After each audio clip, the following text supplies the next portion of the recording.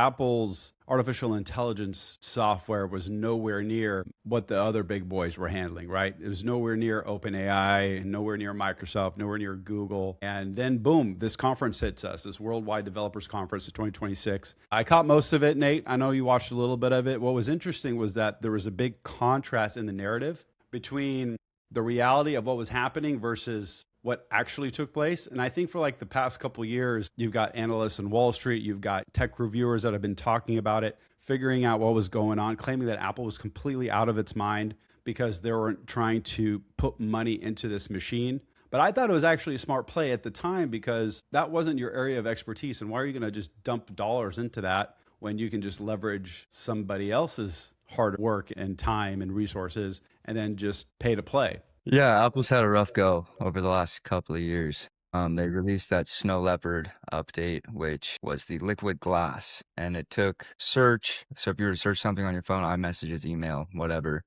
you used to be able to do it pretty cleanly. You'd be able to pull up the conversation, all conversations that had that keyword in it, go in and select it, and then their search, sorry, not liquid glass, their search functionality of that made it almost impossible to find anything that you were trying to find. It would pull up things that were kind of out of the blue that you didn't really care about. It wouldn't even show all the conversations you had that had the keywords in it. So it became really difficult to find an address that somebody sent you 2 weeks ago.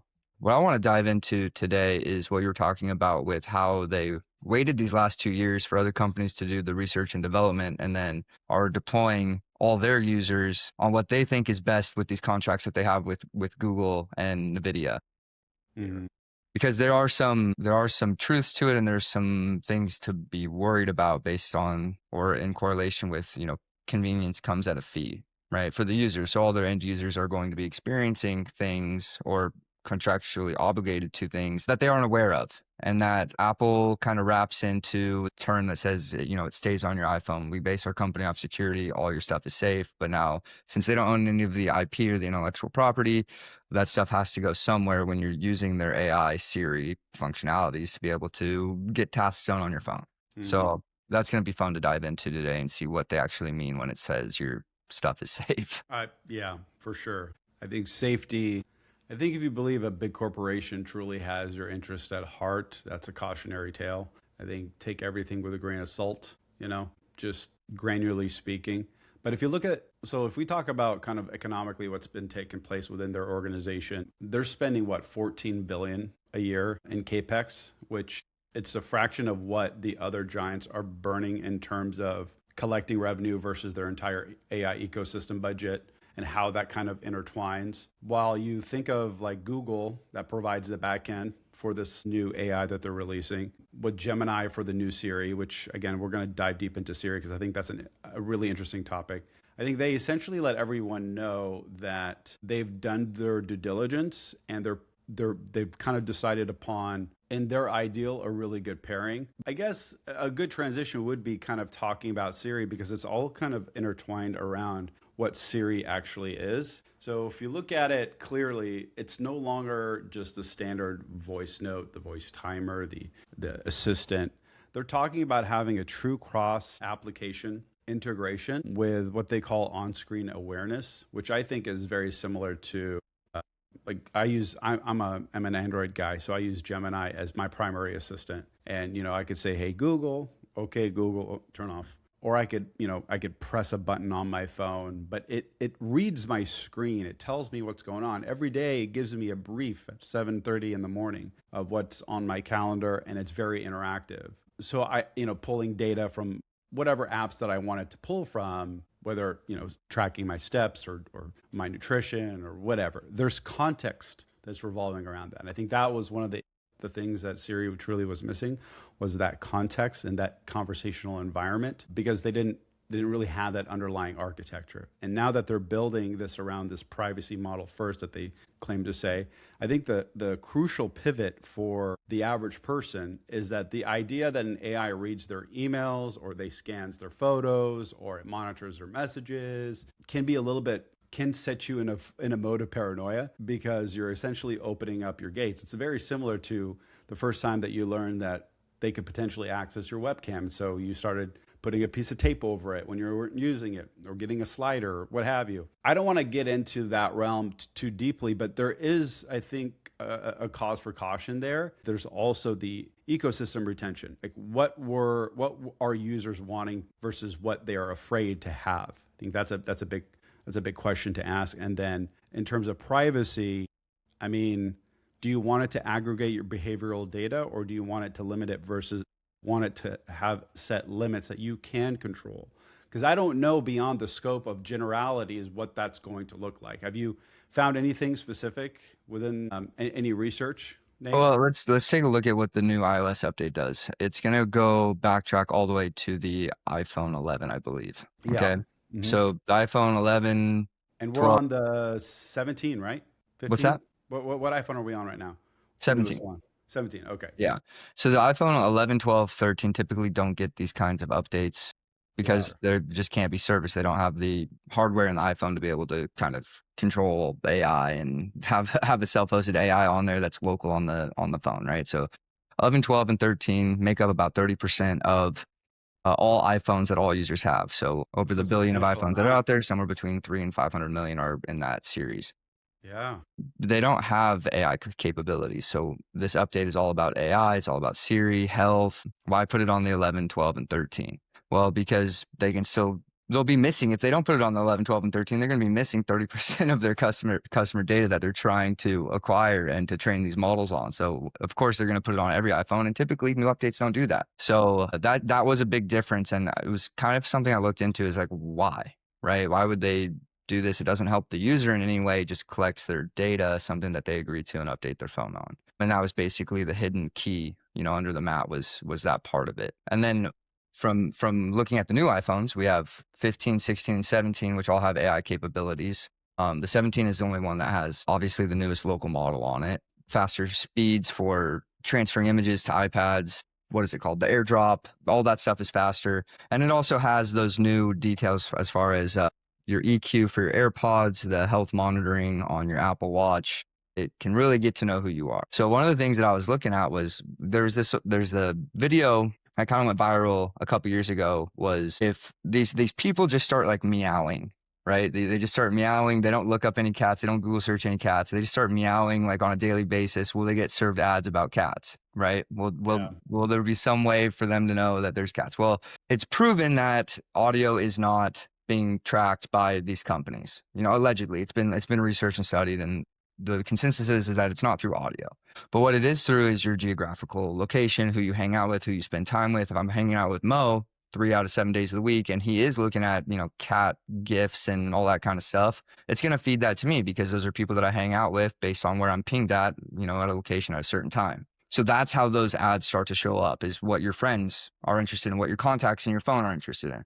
So you're looking at a geographical data set that Apple's using. So sure, you might have encrypted, secure things on your phone about yourself that they're not utilizing. But when, let's say 30% of the population in the city that you live in is, let's go polarization. Let's go like Republican versus Democrat, right? So if there's a lot of Republicans in one area, not a lot of Democrats in one area, well, what are they going to do campaign wise? Well, they can use that to kind of figure out what we should be putting in front of these people, serving these people, just based off of this encrypted data that still gives them access to data of searches, not your specific, but of that population. Okay, and then we go a step further with now they're not just wondering what you're thinking or what you're going to think, but they're actually gonna be monitoring your health data. And people in maybe Colorado are much more active. Well, what can we sell to people that are less active in LA? So again, your stuff, it could be safe. They say it is safe, but there are other ways that Apple can kind of slide this data under the rug to train their AI software to serve you different ads for companies that are paying them to do so. Something to be thinking about. 1,000%. And if you look at just their selling points, right? So there's selling points of things that people don't initially find a concern with after kind of digesting it, is like, excuse me, the context that we were talking about earlier through your messages, your phones, your notes, your whatever, your calendar. So it's reading everything on your screen without you having to describe it. What kind of tech is it like, the capability of it having, or excuse me, let me rephrase that. the potential outcome of having to be able to do something like that on your device without you having to instruct it, without you having to approve it, and it's just happening perpetually. Now, for those of us that are in the space and we understand, we set up, you know, the gates to make sure that things don't get crossed past a threshold. Whatever, set up things locally on another computer machine or what have you. We understand the risks, and so we do our best to do that. However, for the general population, that can be frightening, especially when you look at like, okay, well, this is going to be unified across your entire digital life. Because I don't think it's, I mean, you know this, it's the entire Apple OS ecosystem. So it's not just going to live on your phone, your iPad, your Apple this, your Apple whatever. And then you think about where this is going to head in the next 5-10 years. And then you look at everything else that's happening within AI. We already know that Anthropic's trying to be the Apple of the artificial intelligence game, right? And so if Apple's stepping in and they're just starting off with this one thing that everyone has, most of the Americans have within their homes. I mean, I myself, just within my immediate family, I'm the only one that has an Android phone. Everybody else is on an iPhone. So that just kind of gives you, we're one of 5. So that gives you context to like, wow, that's pretty remarkable.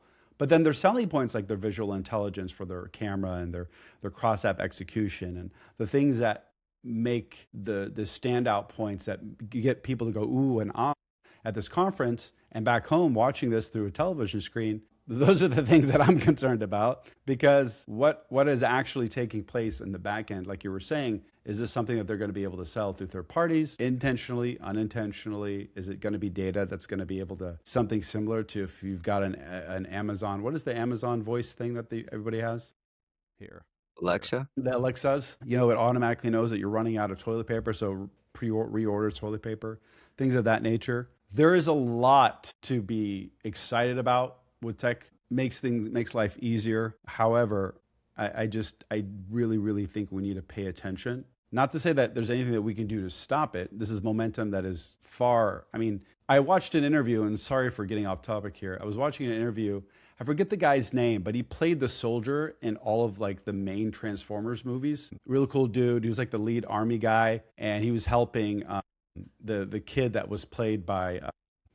You know what I'm talking about? You ever seen Transformers? Yeah. Here. The main kid that is the main actor that's no longer a kid now. Shia LaBeouf.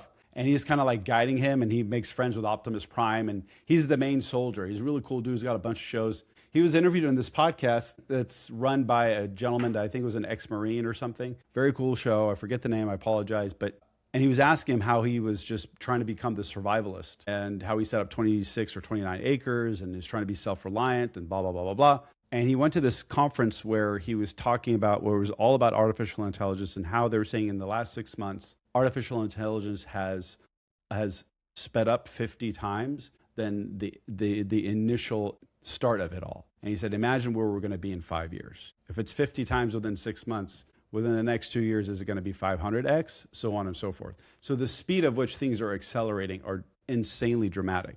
And this all pertains to what we're discussing today, because I think people need to understand that there are things that you have to be aware of and not just feign ignorance and just say, oh, Apple's making a product so good that you're just going to agree to whatever they're saying. Hey, listen, I'm guilty of that. It's the tax of it all. Yeah. Yeah. I'm guilty of that myself. Yeah.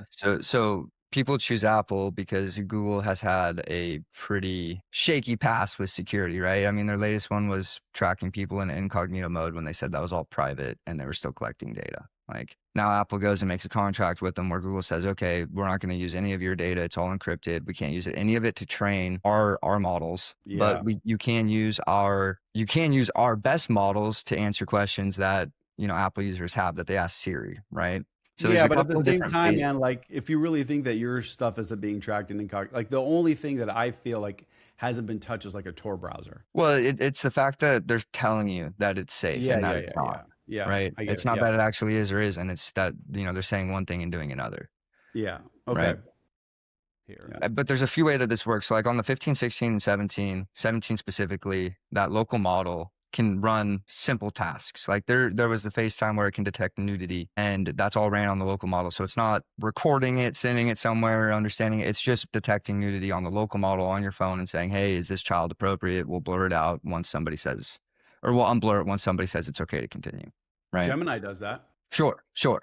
Yeah, yeah. So that's just on the local model. Now, if you were to run a more specific task that required maybe a multi-app function where it needed to use your calendar, your notes, your messages, your emails to consolidate a bunch of stuff, right? It will send that to the Apple Cloud. Now it's going to package a bunch of your data that's on your phone, images, relevant conversations with a specific person that you named, and it's going to send that away to the cloud, have a larger model analyze it so it can get that answer to you quicker. Now, if it's a like super complex, like even more so where Apple's iCloud's not going to be able to handle it, that's when they send it to Google, and that's where you don't get to tell it what to package up and send. So when you ask that question or you give that command, it goes and packages all your stuff up, what it thinks is necessary. So it could pull stuff that's completely irrelevant, and then it could send that stuff away. Now it's encrypted, so it's not, hey, this user sent this stuff to us to, decipher and get back with a response. But it's still taking all that stuff that it packaged and giving that data to another company that people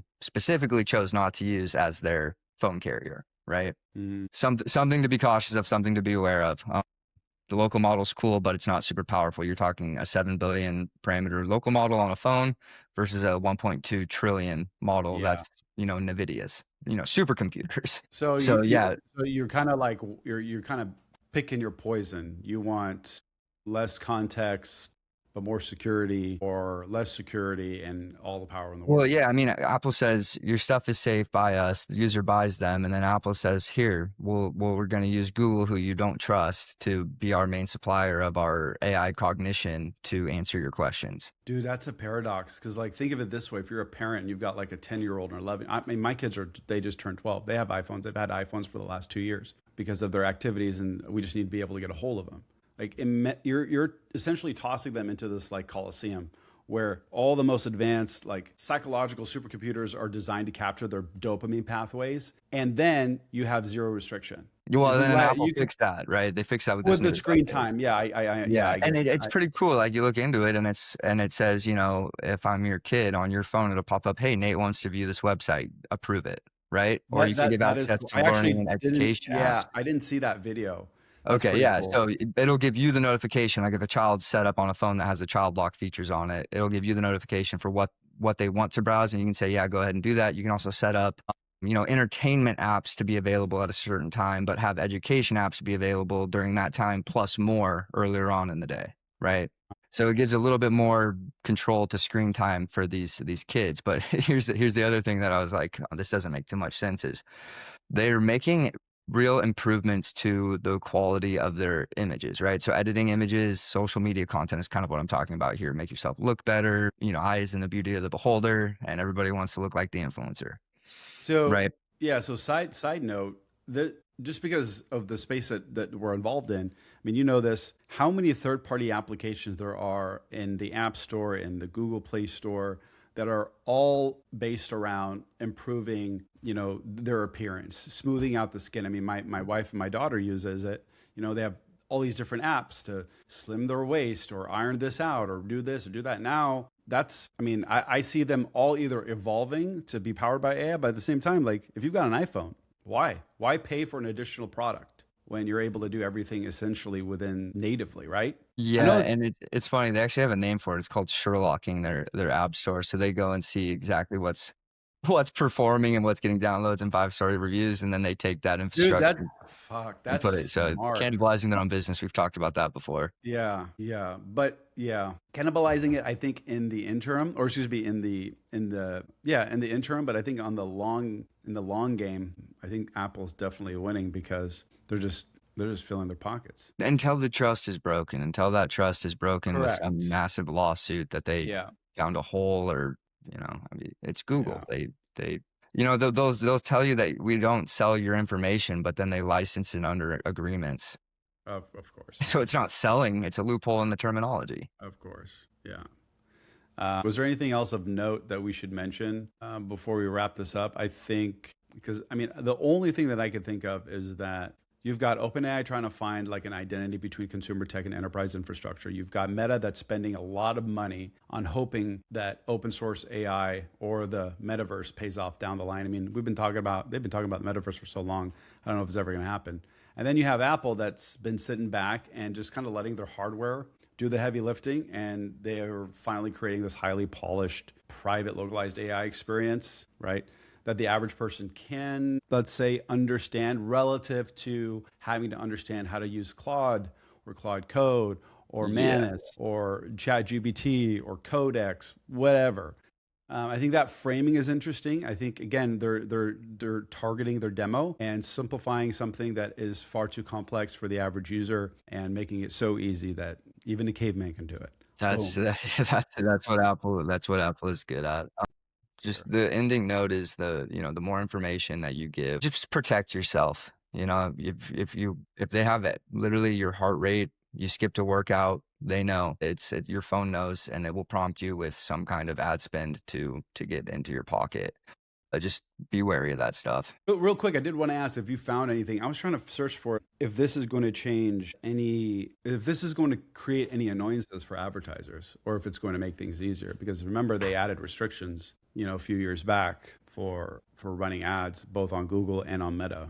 I was just curious if you found anything. I haven't. I no, I mean they just started putting ads in OpenAI, so the ad spend's it's not gonna stop. It's gonna get worse. Like, yeah, it's gonna get worse. Yeah, I mean, you put restrictions on it, but I move so fast, legislation cannot keep up with it. Yeah, So you're not going to see any restrictions for another 5 or 10 years, and then by that time, there's already a different way to get in front of you. that's very A true. different product and a new way to target. Very true. Do you think that them having a Google account on their phone, not saying a Gmail, but they have an active Google account, is going to make the process of Siri easier, or it doesn't really matter? Because I know that their back end, because all the queries are routed through Google servers, right? So Yeah. No, I don't think it'll matter. either or. It's all gonna go through the same path to get to the answer when it sends it off to the Got database. it. Okay. Yeah. So like I said, it's not even gonna know if you have a Google account. It's just taking your query with the package data, sending it, getting a response, or doing a task. Just wait till we have AI agents on your iPhone. You already do. Yeah. I mean, You yeah, have a local technically, model. yeah. Yeah. Yeah. Yeah. All right, man. Well, hey, I appreciate you so much. For everyone listening, if you're interested on checking us out, go to whoozy.ai. What is our new product link? Do they access Halo the same way that they access all of our other products within Whoozy? It will be on whoozy.ai Okay. eventually. All It's right. kind of in beta right now, so we'll just Yeah, really, really excited about that for you guys. It's going to be amazing, and hopefully we'll do a tutorial here soon, kind of diving deep even further than our previous video. Mhm. Yeah, Cool. that would be fun because it's come a long way. Yeah. All right, everybody. Reach out to Nate at whoozy.ai if you have any questions. Find us all over the interwebs at whoozy.ai or at whoozy.ai or at Hey Whoozy. Have a wonderful day. We'll see you guys on the next one.